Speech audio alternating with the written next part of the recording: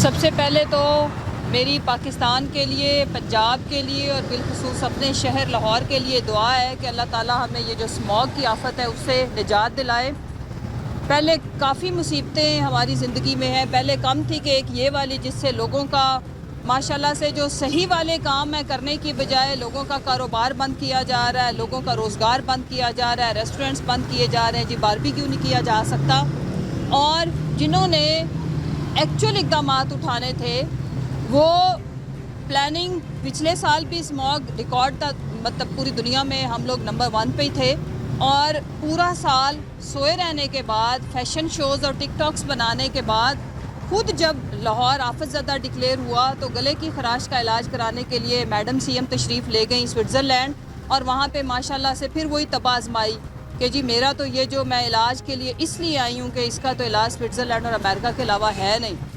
میں نے پہلے بھی بات کی تھی کہ بی بی سی کا شکریہ، ورنہ تو آپ ساروں کے چینلز جو اس چیز کو ہائی لائٹ کرتے، اگر بی بی سی یہ رپورٹ جاری نہ کرتا تو آپ لوگوں کے چینلز بند ہو جاتے کہ محترمہ اس بیماری کا علاج آپ نے بہرحال نہیں کوئی بھی سہولیات دی ہوئی پنجاب کی عوام کو، لیکن اس کا علاج پاکستان میں موجود ہے۔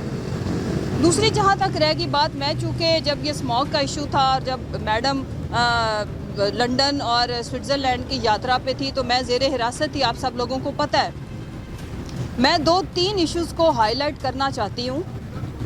پہلے یہ کہ پاکستان کے اندر جو انتقامی سیاست کی روایت اس دور میں پڑی ہے، پہلے کریکٹر اسیسینیشن کی روایت بھی انہوں نے ڈالی، محترمہ بینظیر بھٹو کی جس طرح سے اور ان کی والدہ کی کردار کشی کی، اور جس طرح سے ان کے خلاف انہوں نے مہم چلائی مضحکہ خیز قسم کی اور تضحیک امیز قسم کی۔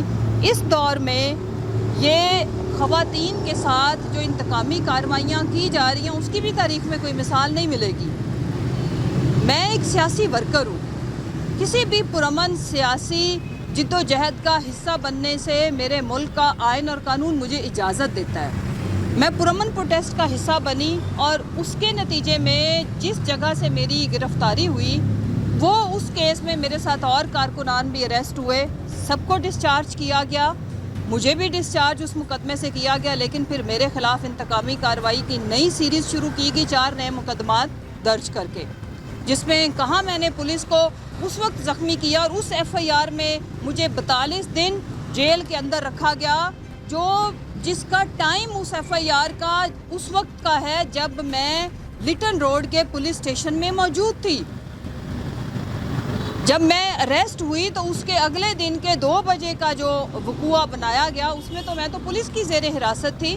انشاءاللہ میں اس کے اوپر اعلیٰ عدلیہ سے بھی میں ایک اپلیکیشن دینے لگی ہوں کہ اس میں مجھے جو میں نے 42 دن کی جو میں نے قید و بند کی سہولتیں صحیح معنوں میں کاٹی، میرے سیل کی بجلی بند کر دی جاتی تھی، پانی بند کر دیا جاتا تھا، وہاں پہ بے شمار مچھر تھا، اور پھر اس کے ساتھ جب مجھے پریزن وین میں 2 گھنٹے بند رکھا گیا، اس میں گندے ٹائر رکھ کے کچرے سے بھر کے، اور وہاں پہ 2 گھنٹے کے لیے مجھے بند کر کے پھر 4 گھنٹے مجھے اس لاہور شہر کے اسموگ کے دنوں میں جب ماشاءاللہ سے بچوں کے اسکول یہ لوگ بند کر کے بیٹھے ہیں تو پریزن وین اور ساتھ پولیس کی کتنی گاڑیاں، تو یہ مجھے 10 چکر انہوں نے شہر کے لگوائے۔ 1 بجے تک میری فیملی یہاں پہ بیٹھی ہوتی تھی، میرا بچہ جو آٹسٹک ہے، کینسر سروائیور ہے، بخشی خانہ میں مجھے بند کر دیا جاتا تھا۔ ہمارے جتنے قائدین لیڈران آتے ہیں وہ ان کو الاؤ ہوتا ہے جیل میں کورٹ میں بیٹھ کے اپنی فیملی سے ملاقات کرنا، میرا بیٹا رو رہا ہوتا تھا، مجھے اس سے ملنے نہیں دیا جاتا تھا۔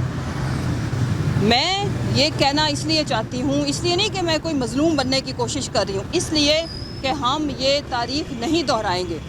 ہم خواتین کے خلاف اس طرح کی انتقامی کارروائیوں کے اوپر یقین نہیں رکھتے، لیکن میں یہ کہتی ہوں، اپیل کرتی ہوں کہ یہ سلسلہ بند ہونا چاہیے۔ ڈاکٹر یاسمین راشد گزشتہ 1.5 سال سے وہ جیل میں بند ہے۔ اعجاز چودھری صاحب senator, sitting senator, heart patient, ابھی انہیں ریسنٹلی ڈینگی ہوا ہے، ان کا ویٹ لاس کا ایشو ہے، ہو گیا، ان کو شوگر ہے۔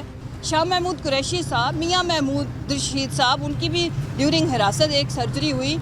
عمر چیمہ آج بھی ہاسپٹل میں ایڈمٹ ہیں۔ یہ ہم کس طرف جا رہے ہیں؟ میرا یہ مطالبہ ہے پاکستان کی عدلیہ سے کہ وہ پلیز پولیس کے محکمے کو نکیل ڈالے اور ان سے پوچھے کہ اگر کوئی سیاسی قیدی ہے، ہم کوئی واقعی دہشت، ٹھیک ہے 780 یہ لگا رہے ہیں، لیکن ہم کوئی دہشت گرد تو نہیں ہیں. ہمارے ساتھ دہشت گردوں سے بھی برا سلوک کیا جاتا ہے دوران حراست. ہم پاکستان کے شہری ہیں، پہلے پرامن شہری ہیں، پھر ہم کسی سیاسی جماعت کے کارکن ہیں، لیکن ہمیں اس طرح سے تضحیک کا نشانہ بنایا جاتا ہے جیسے خدا نخواستہ واقعی ہم ملک دشمن ہوں، اور اگر نہیں ہے تو ہو جائیں، جو رویہ ہمارے ساتھ رکھا جاتا ہے. لیکن میں اطلاع دینا چاہتی ہوں ہم پھر بھی نہیں ہوں گے. یہ وطن ہمارا ہے، ہم اس کے اندر آئین کی بحالی کی، قانون کی بحالی کی، جنگل نہ بنانے کی جو ایفرٹ ہے وہ جاری رکھیں گے، پرامن رہ کے. ہر طرح کی جو ہماری پرامن جد و جہد ہوگی، انشاءاللہ ہم ایک پرامن شہری کی حیثیت سے اس کا حصہ بنیں گے جو میرے ملک کے اندر بہتری لے کے آئے. ہم پاکستان کی بہتری کے خواہش مند شہری ہیں. میں خان صاحب کے لیے بھی اس وقت ان کے لیے بھی ڈھیروں دعائیں کر رہی ہوں. جب میں سیل میں بند تھی تو میرے سیل کی 5 گھنٹے جب لائٹ گئی، اور اس سے اگلے دن جب مجھے پتہ چلا کہ خان صاحب کو 5 دنوں کے لیے بجلی بند، پانی بند اور اس حالت میں رکھا گیا ہے، 15 دنوں کے لیے ان کے سیل کا دروازہ نہیں کھولا گیا 24 گھنٹے، تو بڑا دکھ ہوا. دکھ اتنا ہوا کہ مجھے اپنی تکلیف اتنی چھوٹی لگی کہ میں پوری رات اس تکلیف سے سو نہیں سکی.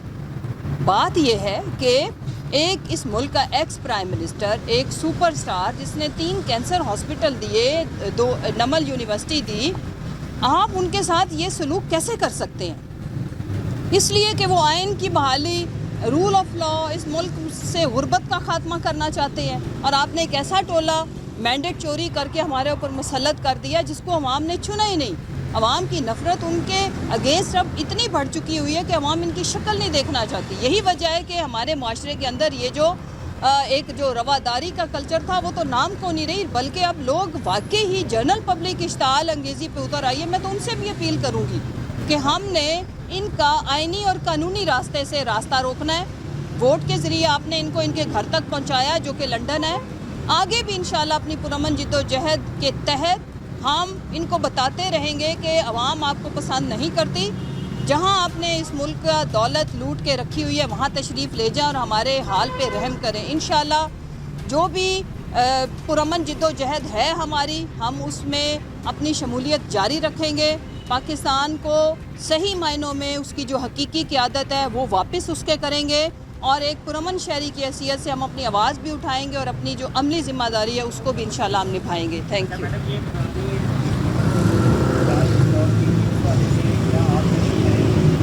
دیکھیں میں نے وہی کہا کہ ہمارا مقصد کیا ہے. ہمارا مقصد صرف یہ ہے کہ ہمارے جو بنیادی حقوق ہے، سب سے پہلا یہ والی جو 24 کی کال ہے یہ صرف مینڈیٹ کی واپسی کی کال ہے. میں یہ آپ سب کو بتانا چاہتی ہوں. مینڈیٹ کس کا چوری ہوا ہے؟ عوام کا. عوام نے ایک جماعت کو فارم 47 کے تحت ایوانوں سے اور فیصلہ سازی سے دور رکھا گیا. اس کے اوپر اگلا ظلم یہ ہوا کہ آپ نے ایک تو جو 26ویں ترمیم تو کی سو کی، ہمیں ہماری آج تک ریزرو سیٹیں کیوں نہیں دی گئی؟ تو میں یہ کہنا چاہتی ہوں کہ ان تمام اگر یہ ہمارے مطالبات ان کو لگتا ہے کہ ٹھیک نہیں ہے تو ہمیں یہ ایڈریس کریں نا، بتائیں کہ یہ مطالبات آپ کے اس ملک کے آئین اور قانون کے دائرے سے باہر ہیں، تو ہم اپنی یہ کال کسی بھی طرح کی کال کا ہم حصہ نہیں بنیں گے. اور اگر یہ عین جمہوری ہیں، آئینی ہیں اور قانونی ہے تو میں ہر اس جد و جہد کا حصہ رہوں گی اپنے خون کے آخری قطرے تک، جو میرے ملک کے عوام کے جو حقوق ہیں ان کو انشور کرے. Thank you. اس طرح کی اور ویڈیوز دیکھنے کے لیے سبسکرائب کیجیے ہمارا چینل اور دیکھتے رہیے PSPKG نیوز.